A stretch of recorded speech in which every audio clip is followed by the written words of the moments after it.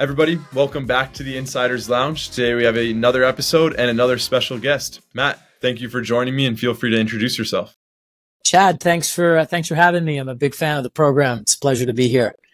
So my name is Matt Rizzetta. I'm the founder and chairman of North 6 Group. We're a family office operating company based here in New York City.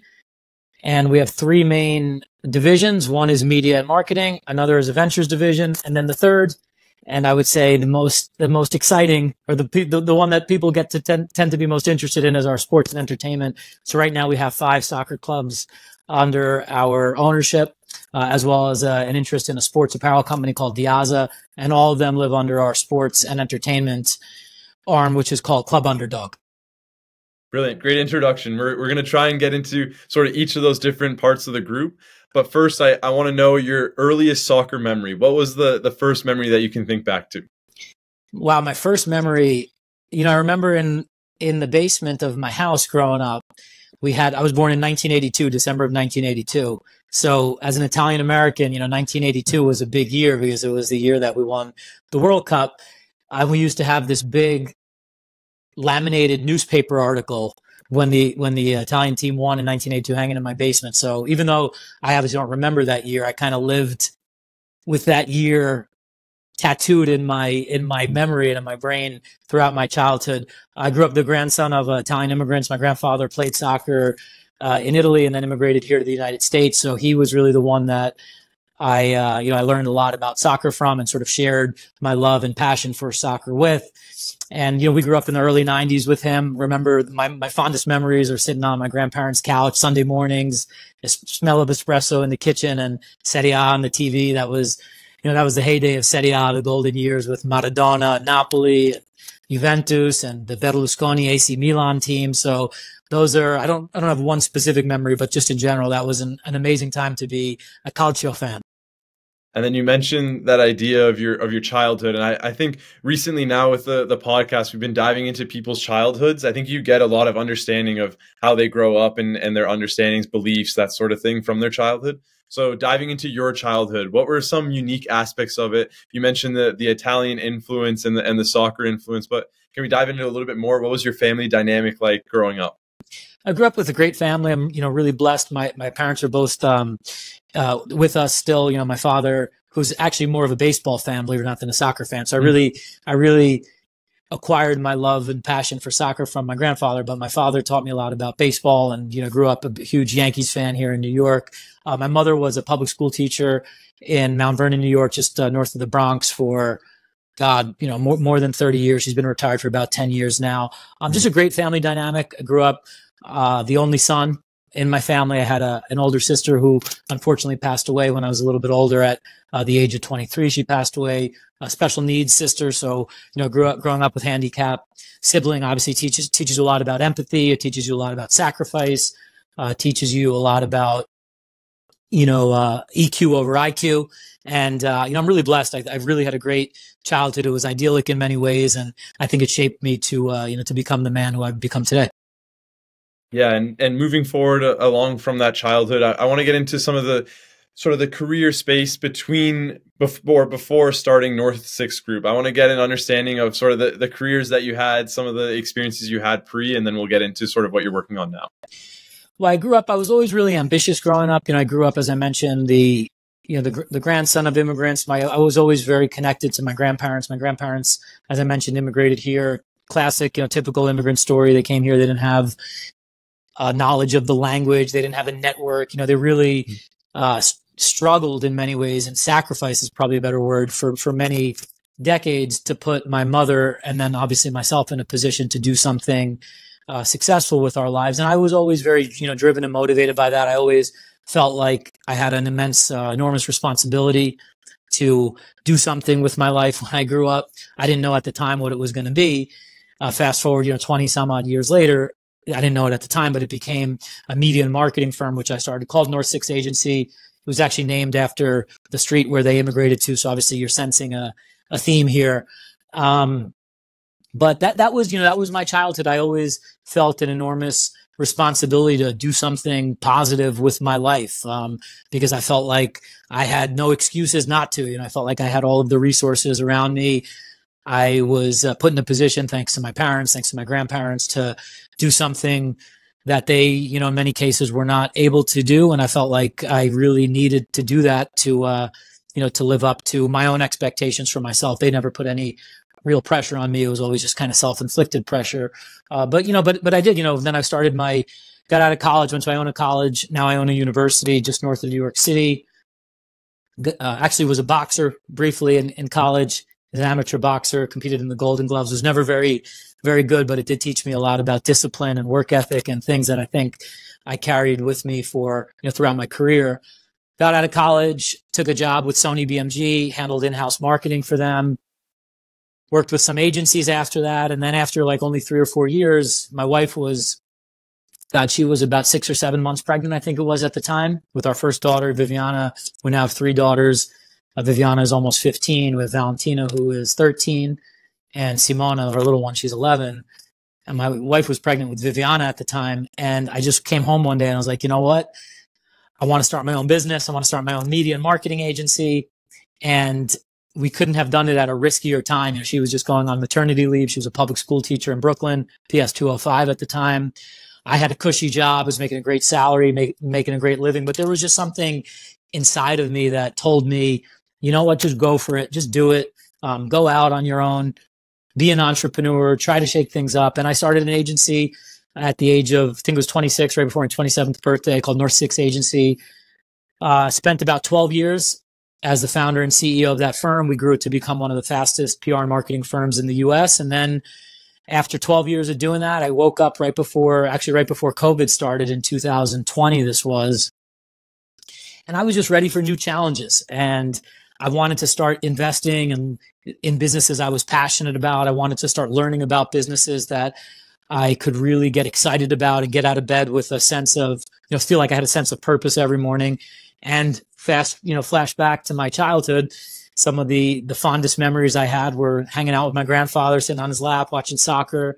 And that's what ultimately took me to our soccer journey. And we wound up investing in an Italian soccer team where my grandparents actually came from, close to where my grandparents came from, not exactly that area, but close, called Campobasso. And now here we are. God, it's 4 years into the soccer journey, and we have 4 or 5 clubs under our umbrella. We have an apparel company.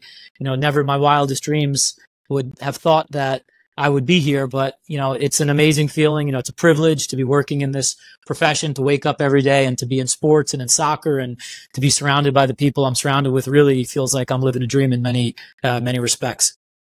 You mentioned the idea that it started from the agency, and you sort of skipped it over, but I think it's so important, the idea of commitment, actually committing to something. Like you said, you're in a cushiony job, you're in a time period where it doesn't ever feel comfortable to make that jump.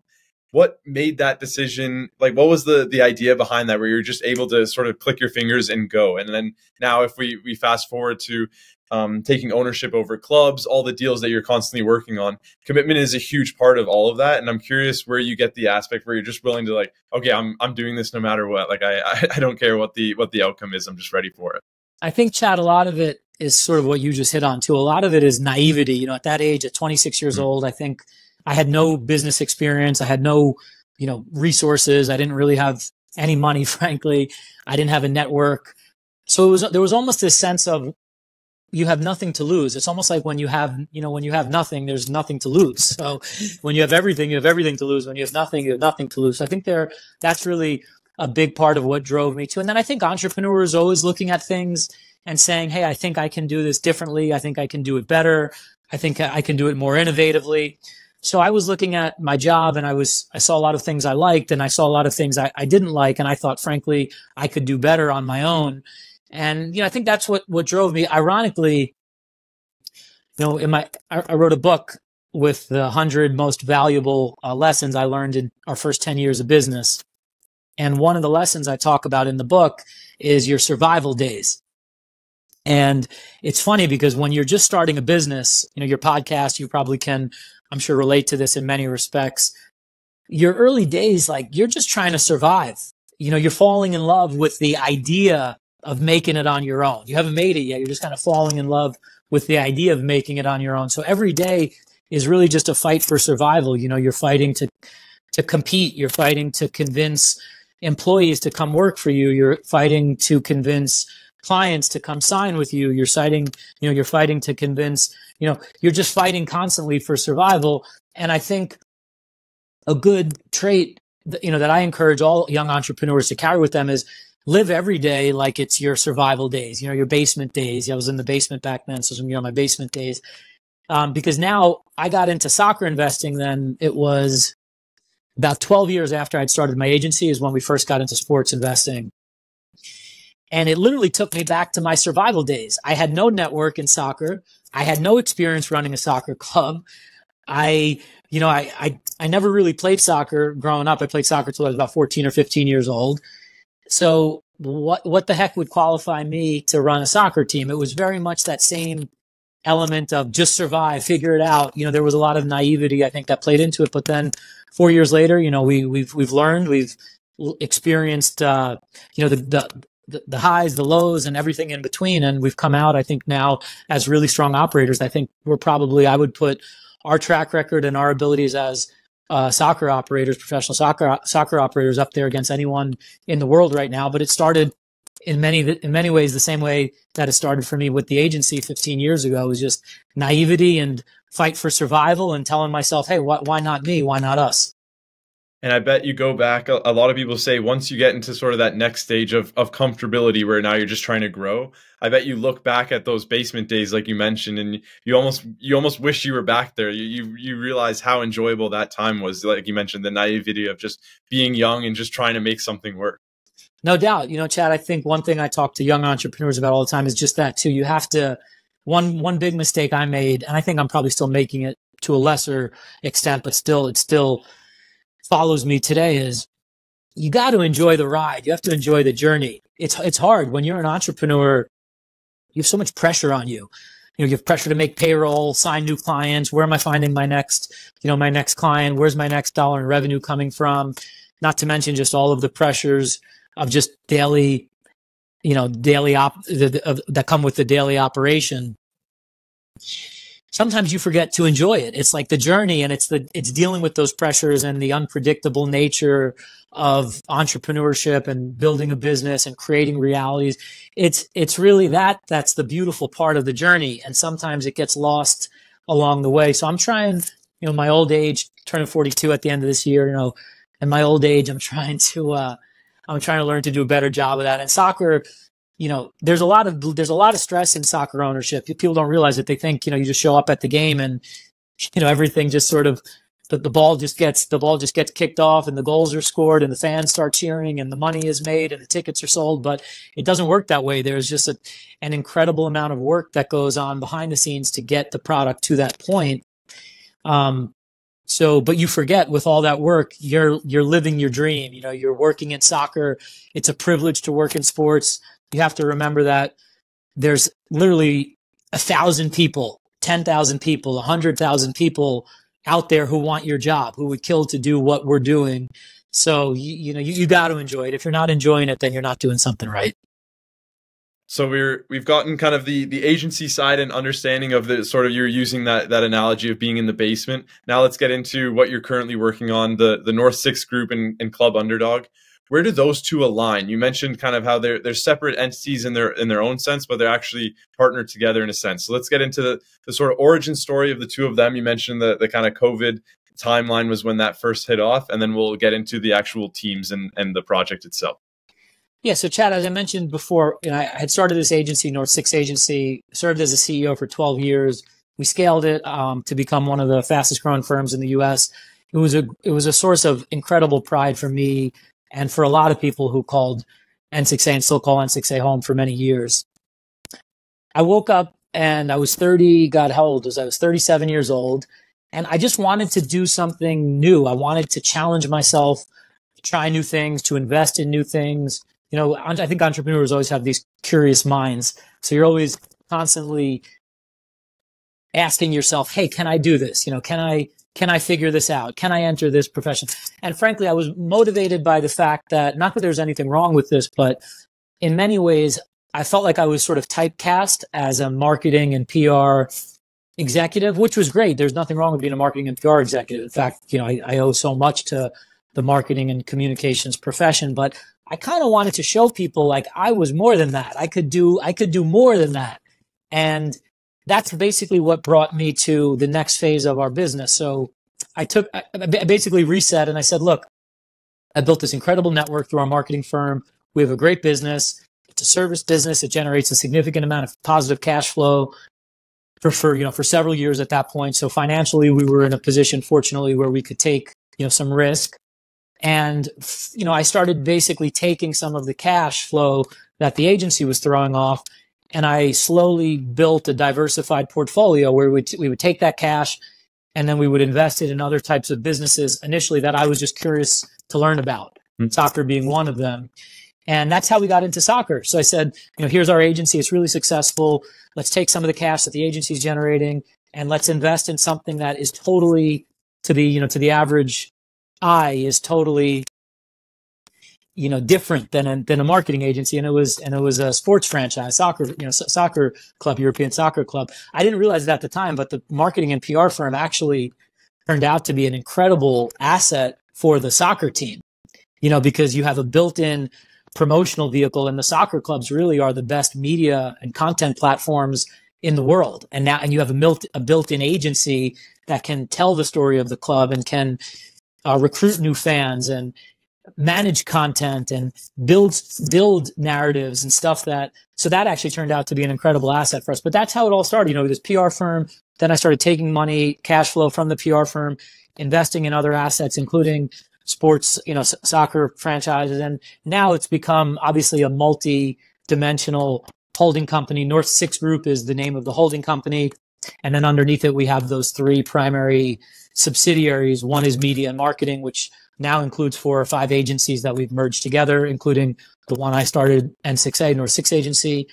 We have a ventures division, which basically does, VC, primarily angel investing in startups that, we like, entrepreneurs that we feel, are going to do something special, businesses that we can get behind. And then we have our sports subsidiary, which is Club Underdog. And, I know we'll get into Club Underdog in a minute, but, we've always been an underdog, going back to my basement days, going back to my childhood. I really always was somebody who had a soft spot for underdogs. I felt like my family, certainly more than myself, because I had a lot more resources growing up than my parents and my grandparents did. But I always felt like my family was sort of the quintessential underdog story. And just like so many of us, like millions of us. And so, we started to we didn't just invest in any type of sports franchises. We invest in franchises that we felt could really speak to the underdog journey. And Italy, now we're club in England, obviously Brooklyn. I know we'll get into all that stuff, but they all really share the underdog journey, many in many the same ways that I feel, I did growing up, and millions of Americans that came from immigrant parents, immigrant grandparents can relate to as well. Yeah, when we look at multi-club ownership groups now, you see the City Group, you see Red Bull, you see all these other groups of like these powerhouse teams at the top divisions across Europe and across the world. I'm curious that underdog story that you mentioned sort of the inspiration of why you would go that way, but from an investment point of view, why go that route in terms of actually investing in clubs and buying into clubs? Why go the underdog route rather than trying to build up on the biggest teams in the world? Well, the first reason is because there's obviously significant capital requirements to get into a Premier League club, an MLS club, that particularly at that time we certainly didn't have.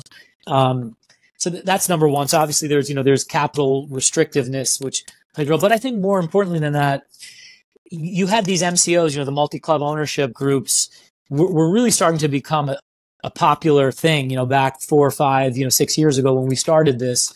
But as you mentioned, Chad, they really cornered sort of the elite end of the international soccer landscape. They were buying Premier League clubs, Serie A clubs, La Liga clubs, MLS clubs with valuations in some cases well into the billions of dollars. But what we found was there was an interesting niche with these lower tier clubs that are great clubs. They have great history, great tradition. They've been around for hundreds of years in some cases. They have great fan bases. But they just needed a little TLC, like for, one reason or another, they might have happened to fall into a lower league. They might have got relegated a few times. They might have had poor ownership or poor leadership prior to us joining. So we saw those as opportunities. And I think we were like, look, instead of going to this super upper echelon elite end of the marketplace, let's go to the opposite end where really nobody was playing in that, nobody was really playing in the lower end of the market at the time. They were doing it on a one-off basis where, like, that's not a new thing. There were foreign owners that were buying soccer clubs in the lower leagues, but it was like a one-off basis, one club in Italy, one club in Spain, one club in the lower tiers of England, but nobody was really rolling that up into a multi-club structure. So we wanted to attack that. We really wanted to be aggressive about that. And obviously Italy was the first deal we did with Campobasso. Took the club from the 5th tier, got it promoted twice. Now we're in the 3rd tier. It's been an amazing project. We've gotten amazing sponsors to back us. We've gotten incredible momentum here in the North American market. We've really exploited the North American expats and immigrants and Italian American audience, I think, in a really unique way, which has been super gratifying to see that come to life. And then Brooklyn obviously was the next step, which we'll get into. And then we're doing the same thing now in East London, which is kind of like the Brooklyn of East London. It's this gritty sort of area of London, heavy immigrant population. It's sort of the area of East London that gets overlooked at times. It's really the last neighborhood of the greater London metro area yet to be gentrified, but it's got amazing talent. It's super rich with soccer and football tradition and something, Daggers, Dagenham, and Redbridge. We feel we could build something really special out there. So obviously you're sensing a common theme in our investments. Even the soccer apparel company we bought an interest in, Diaza. This was an apparel company that was founded by a former soccer player, Diego Hurtado, Colombian immigrant, came to this country with nothing, made it, built a really special apparel company. I think he's going to take down, and we're going to take down together, a lot of the big boys in the global soccer apparel space. But that's very much an underdog story too. Even though it's not a club, it still shares our underdog value. So you're obviously sensing our theme here. You mentioned the idea that the agency is so tied into the clubs, where you have that marketing narrative where you can constantly find the true stories and the stories that make these clubs unique. Like you mentioned, the Daggers in East London, Campobasso in Italy, all these stories are so different. And so you almost have that marketing narrative behind them. And that reminded me of when you look at Wrexham and the Ryan Reynolds story, where he was able to bring in the marketing side, bring in a storyline and make it into a story and then a TV show and so on. I'm curious how you're able to take the narratives of all these different teams now and tie in that marketing aspect and make that, like you were mentioning, almost re-spinning the story in order to Americanize it so that you can bring in those people and new viewership and so on. That leads to many things down the road. Well, it's funny, Chad, when we did Campobasso the first time around, we did it actually right before Ryan and Rob did Wrexham. I didn't have a celebrity at the time. Now I'm blessed. I met a few years into that project. My life really changed. I met Mark Consuelos, Kelly Ripa, who now are proud co-owners of ours. And that took our project with They bought into the vision from day one in a way that they took a lot of risk with me. They bought into the club from the 5th tier. We had nothing. We had no stadium. We had no players. We had no coaches. We had 10 days to build a team. We wound up ultimately winning the league that year, which was like a sporting miracle. And then we won the league again the next year, back-to-back promotions. But they believed in that project when nobody else would. And that really changed my life. I think it changed the trajectory of our entire, Club Underdog ownership group. I'm really blessed to be surrounded by some great partners at our holding company level, Morgan Harris, Dan Hall, Brian Beldy. I mean, these are people that have believed in me and our vision from day one, and now have become, part of the family. We're all partners together. And Mark and Kelly really put us on the map. I think Campobasso was very much my vision. It was my vision from day one. I really felt like we could take this underdog club that represented a region of Italy that often, they call it the region that doesn't exist in Italy, the region that's very much overlooked. But by the way, also has the most amount of expats in North America compared to any other region in Italy. So like our strategy concentrating on the North American audience, this club was tailor-made for that. So Mark and Kelly, believed in that really when nobody else, particularly at their level, would. And that changed the whole trajectory of the project. Now A few years later, we've won 2 promotions. We have global sponsors backing us. We just announced a deal with Liquid Death, which is like a super sexy brand. I mean, this all happened because of great partners, like Mark and Kelly, and obviously like the 3 partners I have at the holding company, and everybody else who believes in it. There's too many partners to even mention. We have so many investors that have backed us and believe in us, and for me, it's just been amazing to see it come to life in that way. With these opportunities, and by that I mean the club, but also like you mentioned, Diaza and other companies that you're interested in investing in, are you going out and pursuing these opportunities, or are they being presented to you? How is that sort of timeline working out? Do you have a team looking at them? What is the sort of situation there? So it's a great question. We do have a list of criteria that on the club side, on the franchise side, that an opportunity that a club has to meet in order for us to be interested in it. The first is it has to be a club right now in the lower tiers, obviously playing into the underdog theme. Number 2, it has to have what we believe to be a significant media and marketing upside, so we could really lean into our marketing and media and sales capabilities and, bring new levels of revenue and visibility and fan interest to the club that don't exist right now. The third is it has to be in an area of the world that is geographically strategic, both from a travel and tourism standpoint. So obviously Italy, England, Brooklyn, I mean, you can see these really fit that, check those boxes.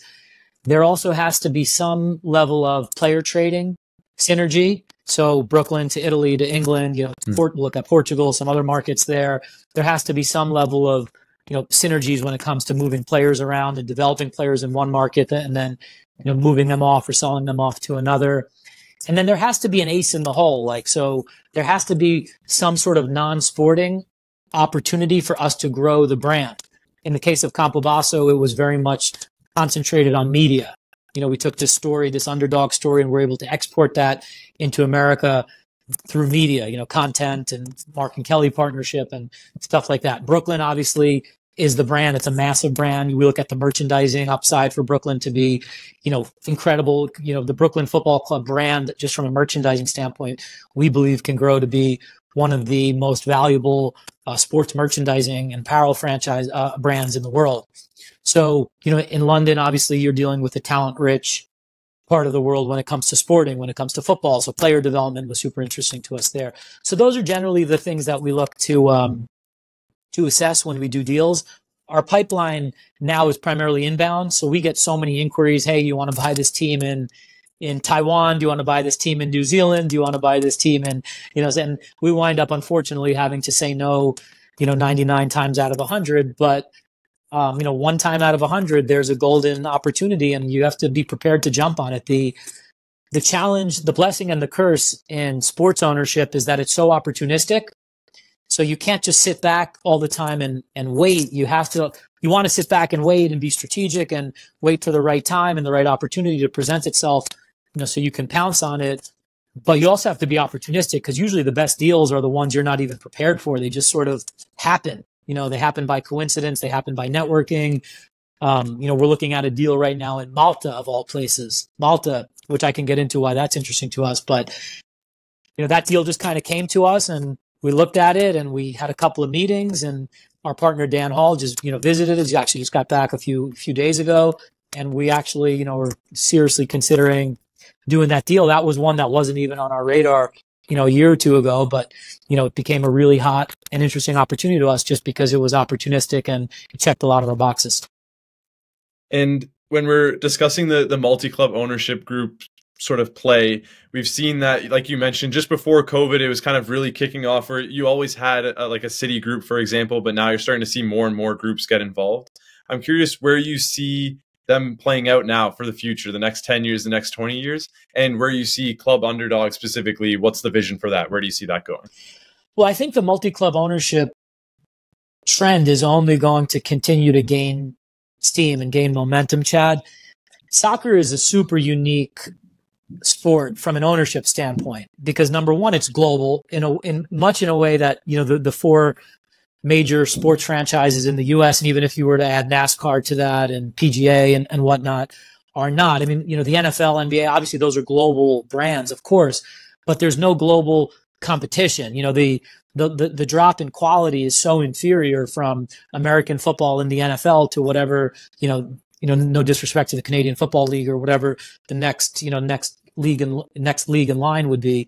The same thing for MLB, the same thing for the NBA, and so on and so forth. So soccer is very unique in that regard because you have so many leagues across the world that all can offer something and contribute something accretive to a larger, multi-club group. So I think that trend's only going to gain steam. And there's very unique benefits to multi-club ownership in soccer that don't necessarily apply to other sports. There's player trading. We can go, just as an example, we can go, and we're going to do this, we can go recruit, scout, sign, and develop, just to give you an example, a 16-year-old prospect from Colombia in Brooklyn.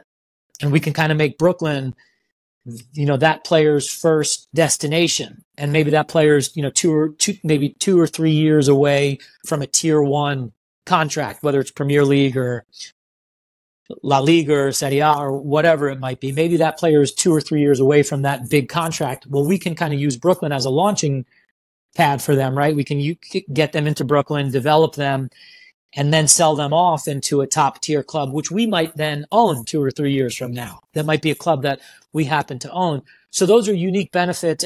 So those are unique benefits that I think the MCO model offers that other sports ownership holding company structures don't necessarily offer.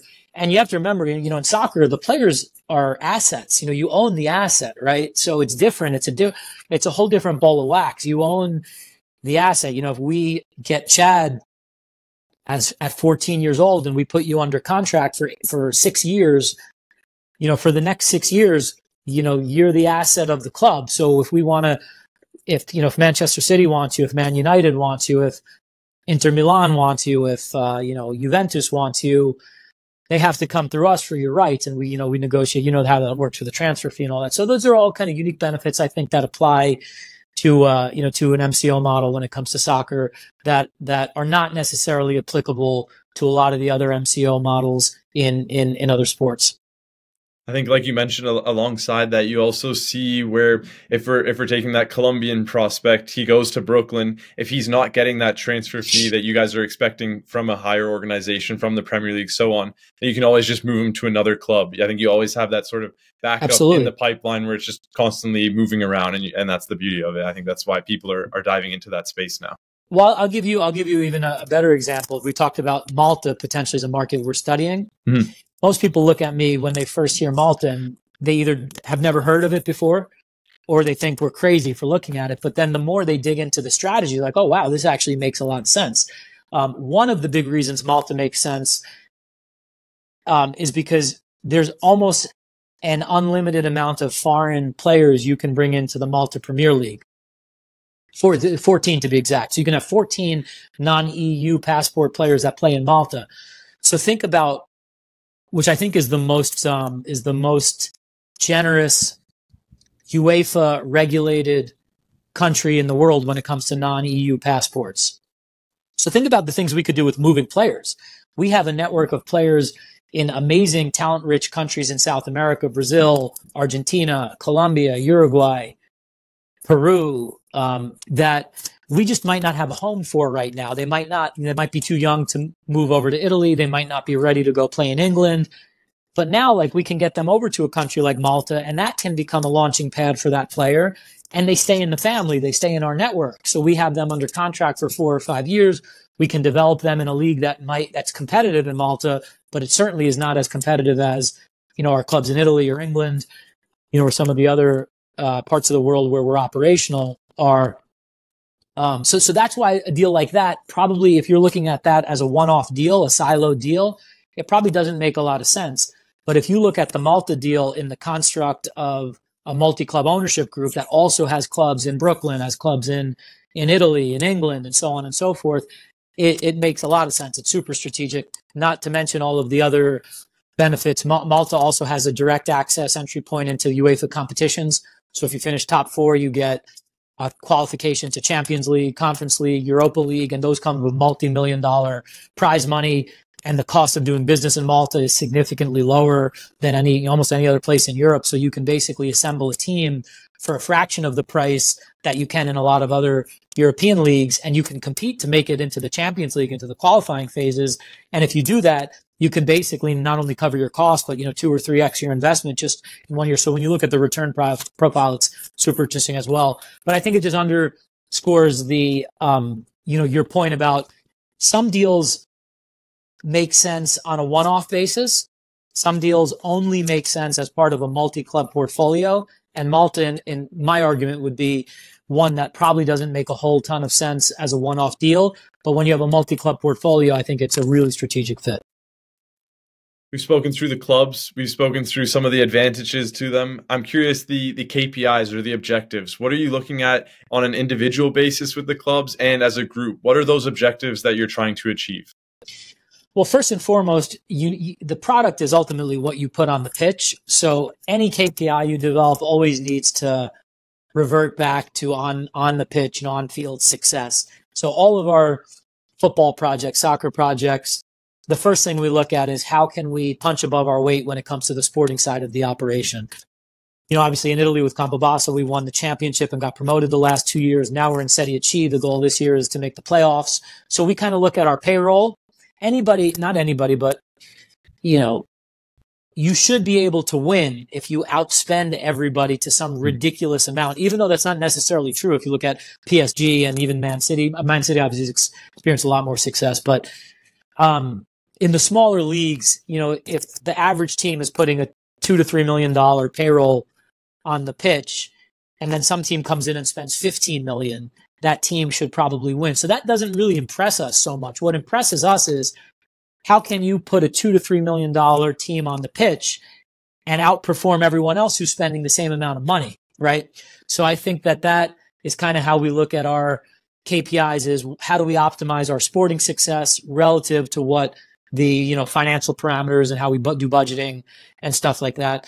And then we have a whole host of business metrics that I think we need to hold ourselves accountable to off the pitch. In the case of Campobasso, it's generally built on 3 things. Number one, recruiting sponsors both in Italy and internationally, which we've been fortunate to do. Now we have Liquid Death on board. That was a great sponsorship that we just announced. In Italy, we have a ton of sponsors for Campobasso. Number 2 is international visibility. So we actually track like media mentions, we track media market share. And I think outside of the top 12 teams in Serie A, Campobasso has the most media market share in North America out of any Italian club, which, that's for us is like, such an amazing feeling. Obviously we have Mark and Kelly and to thank for that in large part. So we're really lucky to have them as our partners. And then the third thing we look at in the case of Campobasso is how are we tracking domestically in Italy with tickets, tickets, fan engagement, stuff like that. Campobasso it's in a small region in Molise. There's only 300,000 people in the region, but it's the only club in the whole region of consequence. So the bad news, I guess, in quotes, the bad news is it's a small region, one of the smallest of the 20 regions in Italy. The good news is that we're the club that represents the whole region. So we kind of have the whole region to ourselves. So we're always looking at how are we engaging the entire region to come, support us. Ticket sales, fan engagement, how many fans are showing up at our events, merchandise sales, stuff like that. So that's generally how we'll look at KPIs. And then each club is a little different. Brooklyn is a startup. It's an expansion franchise. So the way we're holding ourselves accountable for Brooklyn is a little different than how we would hold ourselves accountable for Dagenham and Redbridge, Daggers in England, or Campobasso in Italy, where we're inheriting a club that already has hundreds of years of history and tradition. Brooklyn, we're doing everything from scratch. So you're kind of benchmarking your KPIs from day one as opposed to inheriting. In Dagenham and Redbridge, when we bought the club, there was already a set of metrics that we inherited. We knew they sold X amount of tickets and Y amount of merchandise and Z amount of sponsors. So we're just trying to do, X plus or X times 5 and Y times 5 and Z times 10. So that's a little different because in Brooklyn, we don't have those kind of historical metrics to benchmark. We're kind of figuring it out as we go. You mentioned fan engagement there. If let's take a, for example, we'll use a Malta fan from this club that has some potential for a deal here. Why should they be looking forward to an ownership takeover from your group? What makes that an aspiring thing where they can get excited about it? What are some of the advantages to your group over another owner? Well, I think the first thing is, and we're met, I'm painting obviously a very sunny, shiny picture of what football ownership is like, but it's also met with incredible challenges, in some cases resistance from local fans. When we took over Campobasso a few years ago in the 5th tier, fans were like, who are these Americans that are coming in? Why do they think they can get us out of the lower tiers when no one else really has been able to do it? So I think that really underscores, that speaks to a larger point about, meeting resistance when you go in to do a lot of these deals. I think what we do is, number one, we don't lie ever. We're super transparent. We let our track record speak for itself. Ultimately, fans want the best for their club. They want to win on the pitch, and they want a sustainable club that they know for the next 5, 10, 20, 50 years can continue to grow and continue to achieve progress, right? So we, at this point now, just point to our track record for other clubs. Well, we got Campobasso promoted twice in Italy. In Dagenham, we're already doing great things thanks to Dan Hall and, what he's doing over there. Even in Brooklyn, it's early in the project, but I think we've already started to win over a lot of hearts and minds, and people who were doubters are now believers because they had seen so many ownership groups try to come into New York soccer, and they always failed. They couldn't. Many of them didn't even get a game in, because they couldn't find a stadium or whatever. So I think they've seen us kind of put together the pieces on the chessboard in a very strategic fashion. And that's what we try to do. We don't BS anybody. We say, look, this is what we're going to do. We're not going to lie to anybody. Here's what we've done for other clubs. There's no guarantee it's going to work here, but we're going to be innovative. We're going to try to be as disruptive as we possibly can be. We're going to be incredibly respectful of the history and tradition and culture of each of these clubs, but we're also going to be, unique and different, and we're going to not be afraid to shake things up where we feel they need to be, shaken up in many ways. And then obviously the clubs also get the benefit of the multi-club platform. So like Malta is going to get plugged into a multi-club platform that has a footprint in London and Italy and Brooklyn, and these are massive markets where we'll be able to leverage the synergies from our other clubs for the benefit of the smaller club in Malta in a way that they would probably never have been able to have had access to previously. So, those are really it. And then ultimately, look, soccer ownership is a pretty simple, it's a pretty simple proposition. If you win, the fans trust you, they love you, they believe in you. And if you lose, there's, in the case of Italy, they're throwing tomatoes and, pizzas and glasses of wine in your face. And in England, it might be, beer and some of the other stuff. But it's a pretty simple proposition. You win on the pitch, and fans tend to take a liking to you. Before we move on, we've mentioned a few times Brooklyn FC, obviously the closest to home. Being a new franchise, being a part of a new system. The USL is totally different to many of the other leagues you're already a part of. Let's dive into that, sort of the first few months now and going into a year of being a part of the project. What has it been like, and how do you see things going from here?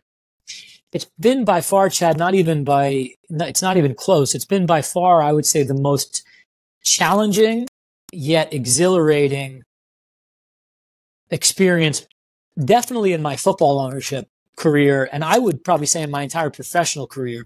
But we knew about it going into it because Brooklyn was a vision that I had and my group had going back 3 years now. And just to get to the starting line was met with incredible challenges and adversity. I mean, I can walk you through everything. It would take me hours to walk you through the whole experience, but from identifying the market to getting permission to operate in the market to negotiating franchise fees to finding a stadium to play to, to then actually beginning to operate the club.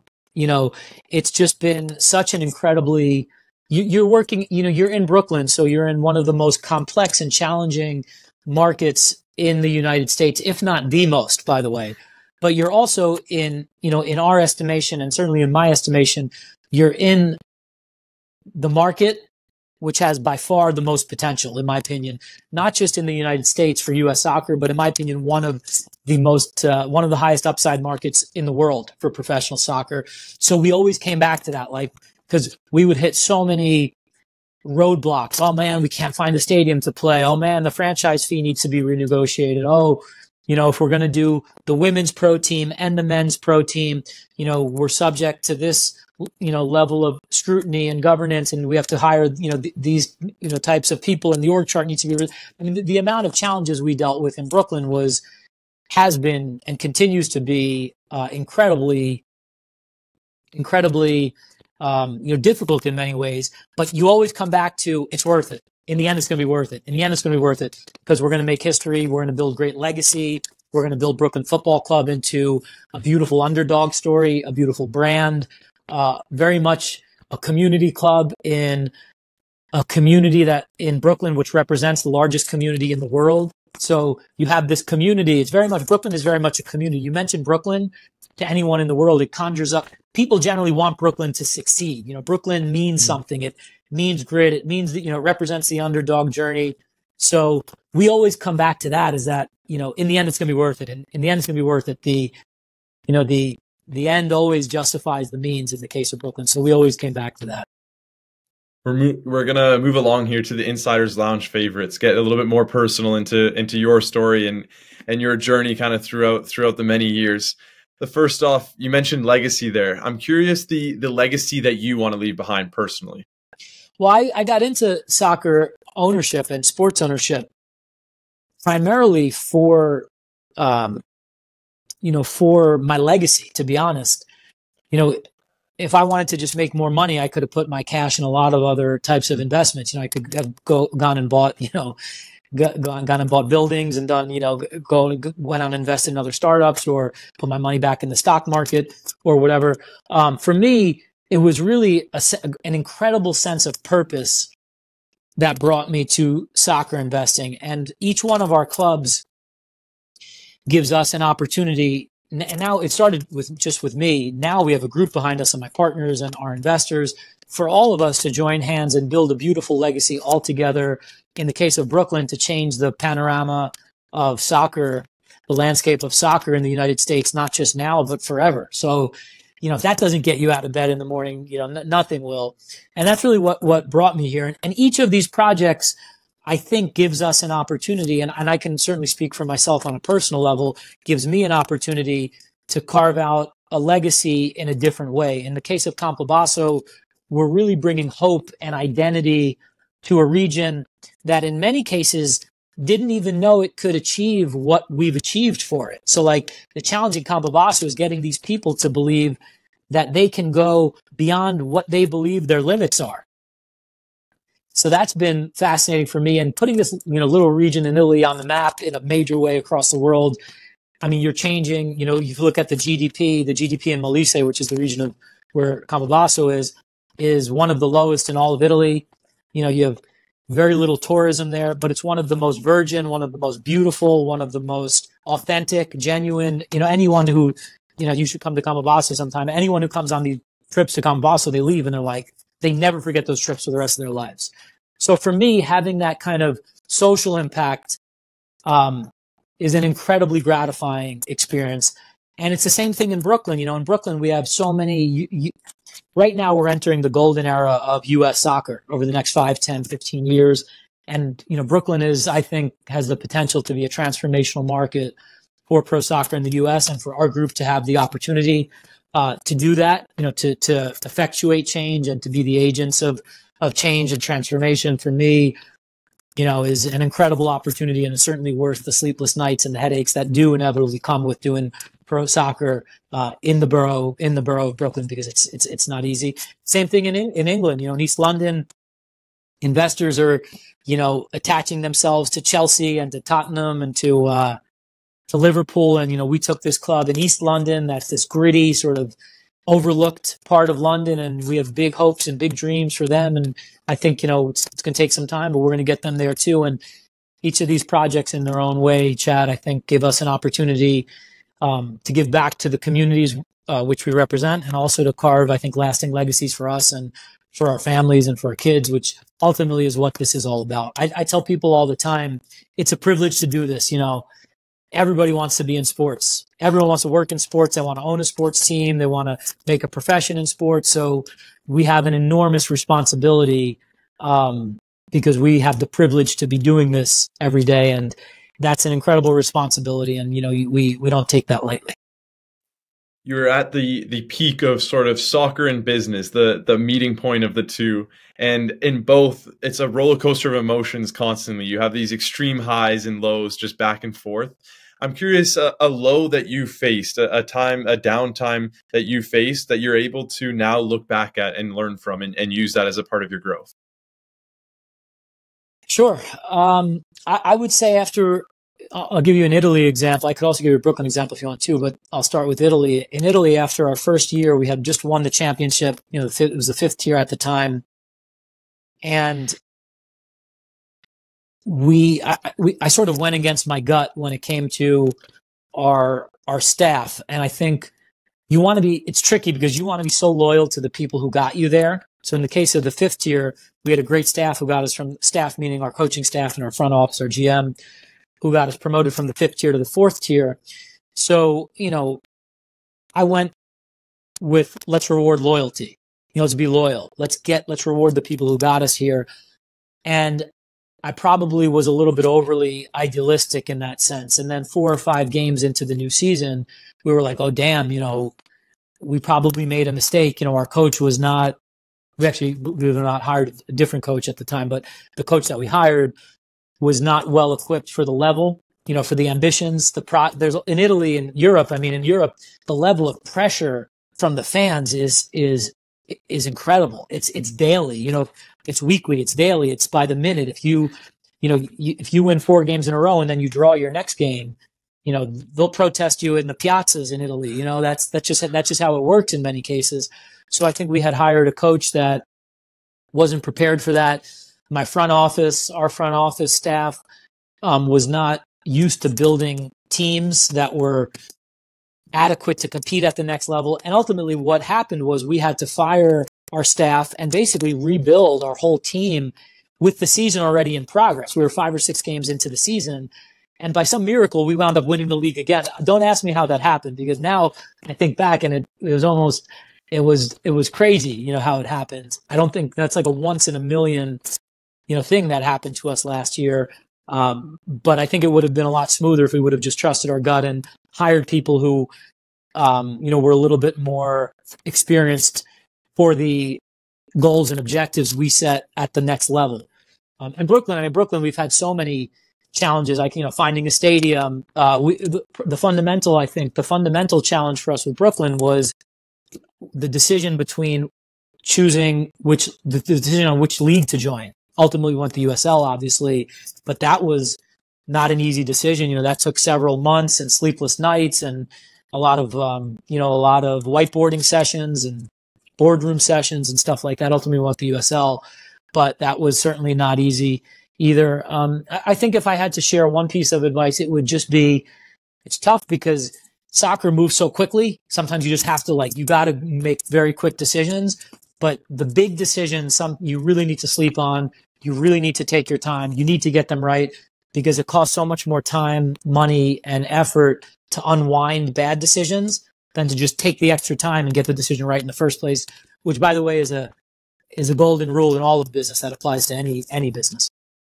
I think we could talk about this all day. For me, especially going into each of the clubs, I could talk about it for hours, but we're wrapping things up here. Let's get into some quick fire questions. So Sure. First off, the one vital part of your daily routine. What's something that you do every day that helps you either get up early in the morning or what is something that changes your routine daily? Well, now ever since we stepped into this crazy European football ownership journey, now the first thing I do when I wake up every morning is I check about 95 messages on WhatsApp that are coming to me from overseas, because Italy and England are, from where we are in New York, are 5 or 6 hours ahead. So that's kind of become my 4 a.m. routine. And your morning read. I've kind of learned to deal. I used to, because you panic sometimes. You go to sleep for 5 or 6 hours, you wake up and most of those messages tend to not be good news. You know, they're usually things that need to be fixed, and fixed usually pretty quickly. But I've kind of learned to deal with that in much more pragmatic ways that reduce stress and reduce anxiety and stuff like that. You know, work out.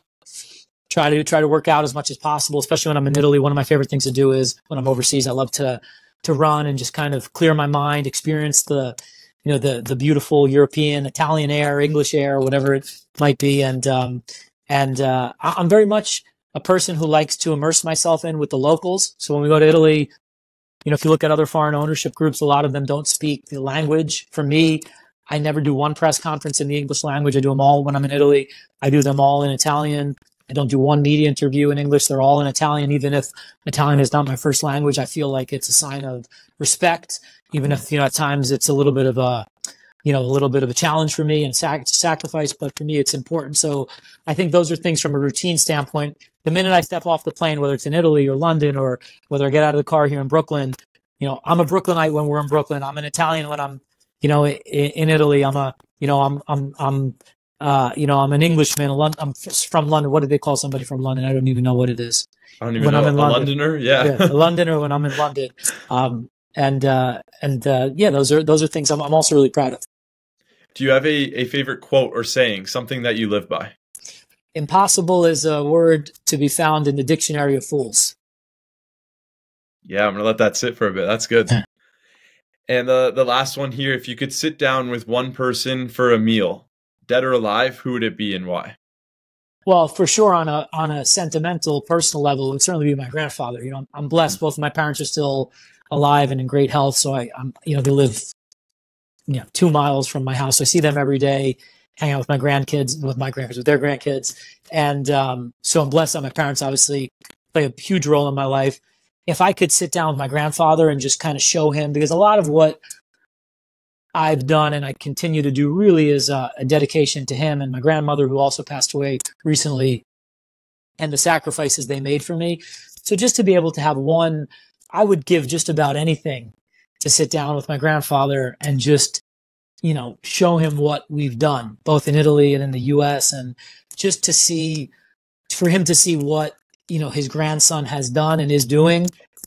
Just for him to say, hey, for me, this was worth it. For me, making these sacrifices, come to this country, garment district, 40 years, sweatshops, God knows, the hours he was working and the conditions he was working in. But you know what? It was all worth it because, you've done right by our family. I think for me, I would give just about anything for, a 1 hour lunch or dinner with my grandfather to have him see that. Can we get one word for this stage of life that you're at right now? I would say learning. I'm still very much in a learning phase. I think you never want to feel like you've arrived in life. Mm-hmm.